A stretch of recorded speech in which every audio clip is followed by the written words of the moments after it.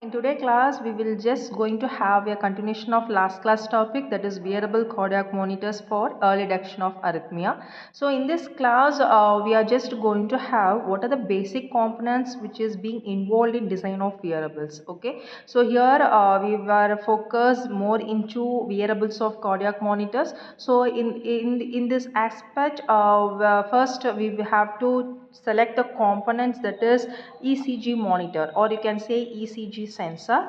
That is the first and foremost component which is needed to design wearable cardiac monitors. Second, you have an option of using other sensor, that is the PPG sensor, that is a second image. So this PPG sensor, it stands for photolithosmography sensor. So lithosmography stands for blood volume changes. Okay, that is a volume changes, and photo is nothing but is light. Here we are going to use light as a sources to detect what is the pulse rate. Okay, so this PPG sensor will gives you what is pulse rate that will easily correlated with what is the functionality of your heart. Okay, we can easily assess what is the status of mental health status of your heart.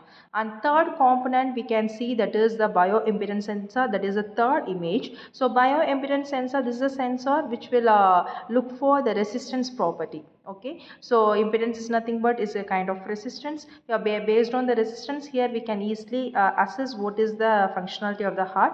How in the sense as we know, the blood has very good conductance property, right? It's a very good conductor. So whenever there is a blood volume changes happen, especially when heart do contraction or when heart do relaxation, obviously the blood flow of blood will vary. It has a pulsatile flow, right? So during this pulsatile flow, the blood volume changes will happen. That is the amount of blood flow in and out, it will also vary. Based on that, your conductance property of blood will get fluctuate. That conductant properties we can easily sense by this impedance sensor. From this we can easily calculate what is the heart rate. Okay, that is the other set of sensor we can use to assess ECG. That is a third bioimpedance sensor. And then we have a option of using accelerometry and gyroscope. So these are particular sensor which is mainly to detect the motions. Okay, so because these heart rate or whatever you are doing to assess the heart functionality, everything is like detecting the motion. But the main reason of choosing this sensor is going to differentiate whether the motion is due to any other motion or because of heart rate. Even we are doing assessment on alive people, they have tendency to move also, right? So without any disturbance or interference of other movements, we can say like artifacts, right? Without other artifacts, the sensor should incapable to differentiate whatever value we are getting from the other set of sensor, is like gives a true information about what is the heart activity.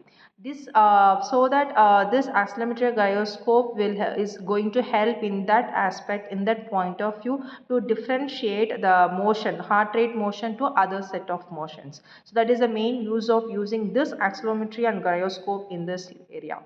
And then last main component is being involved in all sort of wearable is nothing but wireless connectivity, and you can have a recent technology implementation or integration, that is AI analysis. Okay, so whatever data we are collecting in real time, that has to be transmitted to the other end, that is like any medical professionals or any neighbors or medical caretaker or our home caretaker, whoever may be. Okay, for further analyzing, to have a proper treatment management, we have to be record that data, right?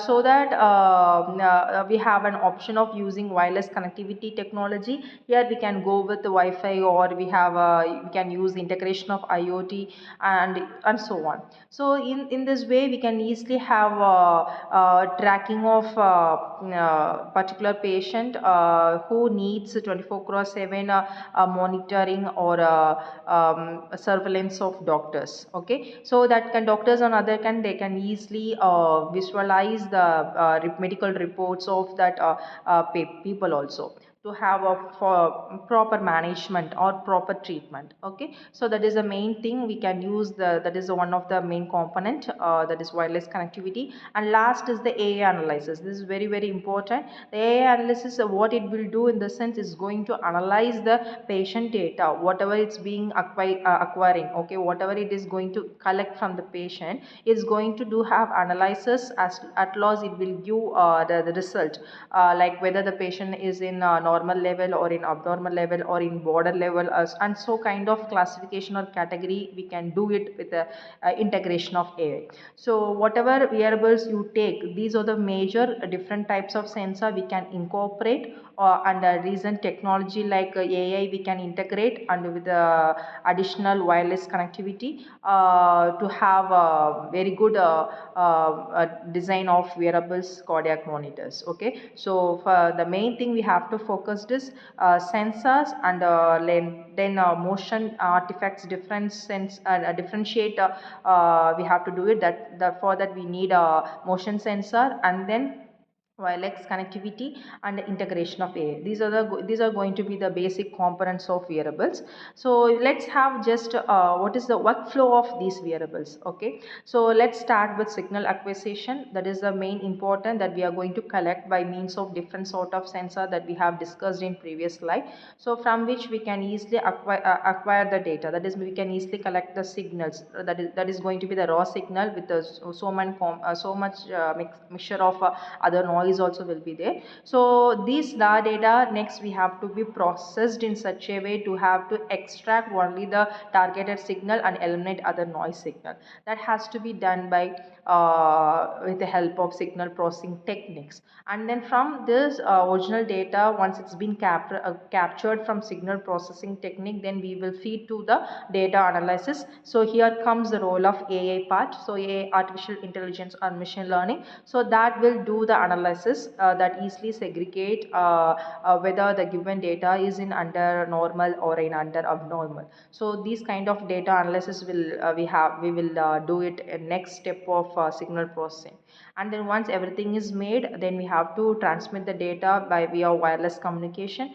And once it's been transmitted, the same has to be make it for preparing reports, or from the data we can easily have alarm setups to alert any kind of abnormal notifications. So this is the overall summary of workflow for any kind of wearables, not only for cardiac monitors. If you take any kind of wearables, these are the process they have been followed in their design. Okay, so finally we will end up with the advantages. So the if you take any wearables, it has plenty of advantages. It's starting from, it can detect the problems at the early stage, and we can have remote monitoring performance, like you can easily monitor the patient data. So you can visualize the patient medical records even at a distance, even at any distance, since you have an option of using wireless connectivity. And then mainly it can helpful for the patient who is like having heart failures, or who want to maintain their treatment management process. Like that we can use it for those kind of people with help of these wearables. And then it can highly improve the patient compliance, since it is very comfortable and non-invasive and easy to use. And last is data driven healthcare. Since everything is being stored in cloud storage, we can have a option to monitor the data continuously, so it will end up with better diagnosis and better treatment. So these are the overall advantage of using wearables. Okay, so thank you. In next class we will have a discussion on what are the recent technologies, like recent models we have in wearables, and what are the recent technology is implemented in that models. Okay, so thank you, stay tuned, bye.